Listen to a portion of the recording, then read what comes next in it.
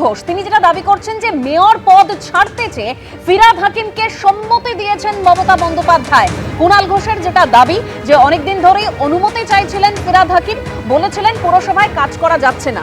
ঠিক কি বলেছেন শোনাবো। কলকাতার মহানাগরিক ফিরহাদ হাকিম তিনি মমতা বন্দ্যোপাধ্যায় আমাদের দলনেত্রীর কাছে বারবার ইস্তফা দেওয়ার ইচ্ছা প্রকাশ করেছিলেন। সর্বশেষ দিন আমিও ছিলাম, কথা হয়, তিনি বলেন যে একটু ডিফাঙ্ক্ট হয়ে আছে, কাজ করা যাচ্ছে না। এবং আজকের নবান্নের যে প্রশাসনিক সভা সেখানেও যে আলোচনা হয়েছে তাতে বলা হচ্ছে কলকাতা পুরসভা ডিফাঙ্ক্ট, কাজ করা যাচ্ছে না, ফলে কমিশনার এমএলএদের পরামর্শ নিয়ে কাজ করবে। অন্যদিকে ফিরহাদ হাকিম তিনি চাইছেন একটি সসম্মানে ইস্তফা দেয়ার। সব দিক বিবেচনা করে যখন তিনি মমতা বন্দ্যোপাধ্যায়কে, আমাদের সুপ্রিম দলনেত্রীকে বলেছেন যে আমি সসম্মানে এক্সিট চাই, মমতা বন্দ্যোপাধ্যায় বারণও করেন, কিন্তু তিনি বলেন যে এটা ডিফাঙ্ক্ট করে রেখেছে। তো তাহলে কিভাবে এখানে থেকে লাভ কি? ফলে আজ মমতা বন্দ্যোপাধ্যায় আমাদের সর্বোচ্চ নেত্রী সব দিক বিবেচনা করে যে ফিরহাদ হাকিমের সম্মান রক্ষা, কোনো অমর্যাদা যাতে না হয়, এবং একই সঙ্গে পুরসভাকে যে ডিফাঙ্ক্ট করে রেখে কমিশনারকে দিয়ে চালানোর চেষ্টা হচ্ছে, এর প্রেক্ষিতে তাকে মেয়র পদ থেকে ইস্তফা দেওয়ার অনুমতি দিয়েছেন মমতা বন্দ্যোপাধ্যায়। ঘটনাচক্রে আজই কিন্তু ফিরহাদ হাকিম মুখ্যমন্ত্রী শুভেন্দু অধিকারীর যে প্রশাসনিক বৈঠক ছিল নবান্ন সভাঘরে, সেখানে তিনি উপস্থিত ছিলেন। তারপর কালীঘাটের বৈঠকে তিনি আসেন।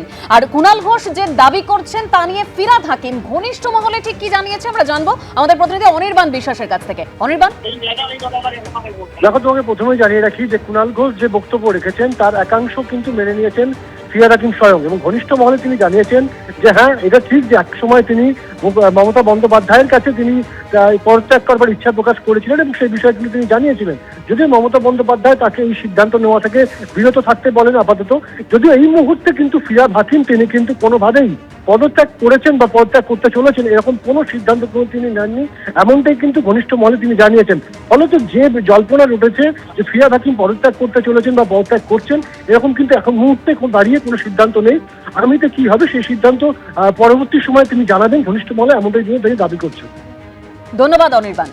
বড় খবরে নজর রাখবো, অভিষেক বন্দ্যোপাধ্যায়ের বাড়িতে পৌঁছে গেলেন ইডির আধিকারিকরা। আরো একবার আপনাদের জানিয়ে রাখবো, ইডির আধিকারিকরা তারা অভিষেক বন্দ্যোপাধ্যায়ের বাড়িতে পৌঁছে গিয়েছেন এবং এই মুহূর্তে যেটা জানা যাচ্ছে যে প্রাথমিক নিয়োগে দুর্নীতি মামলায় সমনের জন্য তাকে অভিষেক বন্দ্যোপাধ্যায়ের বাড়িতে তারা পৌঁছে গিয়েছেন এবং সামনের সপ্তাহে তাকে হাজিরার নোটিশ দেওয়া হলো।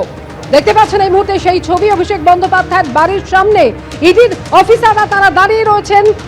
কালীঘাট রোডের বাড়িতে তারা পৌঁছে গিয়েছেন। ঠিক কি জানা যাচ্ছে এখনো পর্যন্ত?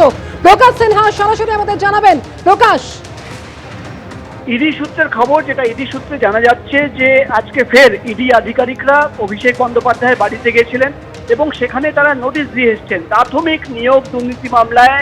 ইডি সূত্রের খবর যে অভিষেক বন্দ্যোপাধ্যায়কে তলব করা হয়েছে সিজিও কমপ্লেক্সের ইডি দপ্তরে। তোমার মনে থাকবে প্রাথমিক নিয়োগ দুর্নীতি মামলায় একাধিকবার অভিষেক বন্দ্যোপাধ্যায়কে এর আগেও তলব করা হয়েছে। তিনি একবার সিজিও কমপ্লেক্সের দপ্তরে গিয়েছিলেন, তাকে জিজ্ঞাসাবাদ করা হয়েছিল। কিন্তু যেটা ইডি সূত্রের খবর, ফের নতুন করে তাকে তলব করা হয়েছে প্রাথমিক নিয়োগ দুর্নীতি মামলায়। ইডি সূত্রের খবর যে আজকে ইডির অফিসাররা তার কালীঘাটের বাড়িতে চলে যান এবং সেখানে গিয়ে তাকে নোটিশ সার্ভ করা হয়েছে। এবং যেটা ইডি সূত্রের খবর, এক্স্যাক্ট ডেট এখনো পাওয়া যাচ্ছে না, কিন্তু 14 তারিখ বা 15 তারিখ অর্থাৎ দ্বিতীয় সপ্তাহে এই দুদিনের মধ্যে একদিন তাকে তলব করা হয়েছে।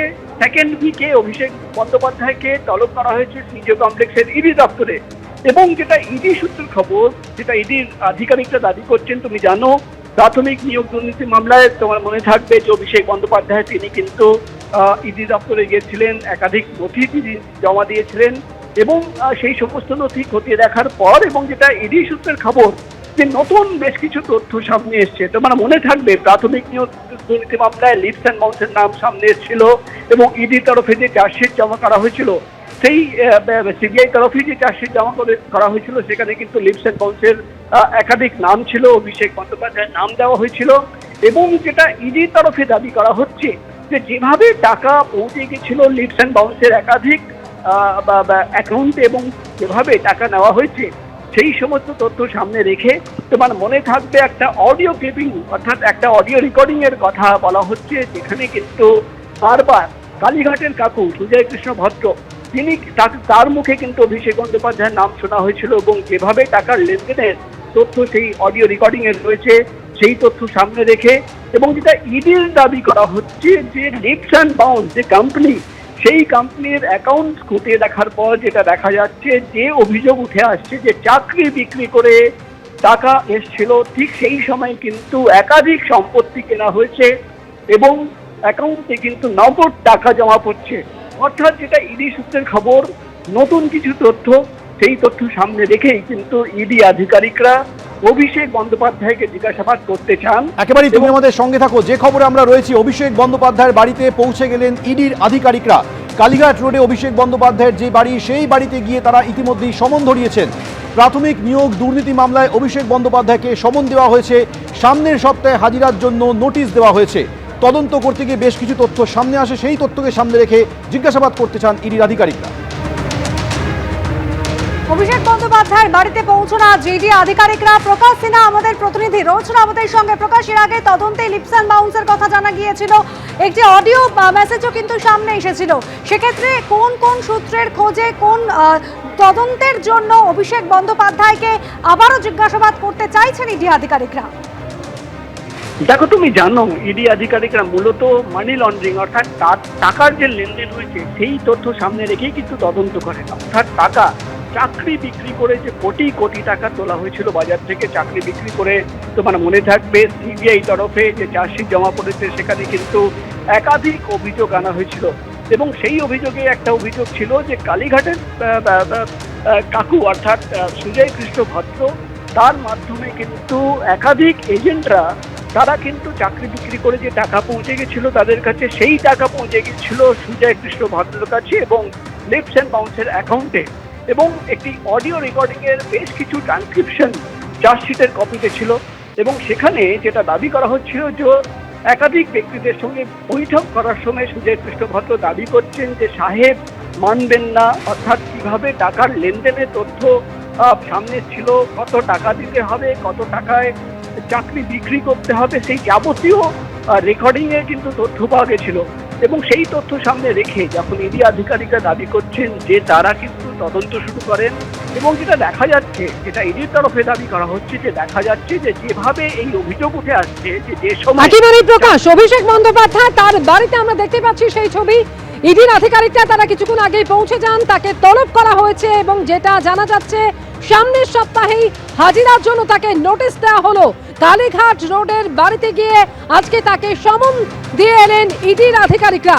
প্রাথমিক নিয়োগ দুর্নীতি মামলায় সমন দেওয়া হলো অভিষেক বন্দ্যোপাধ্যায়কে, সামনের সপ্তাহে তাকে হাজিরার জন্য নোটিশ দেওয়া হয়েছে।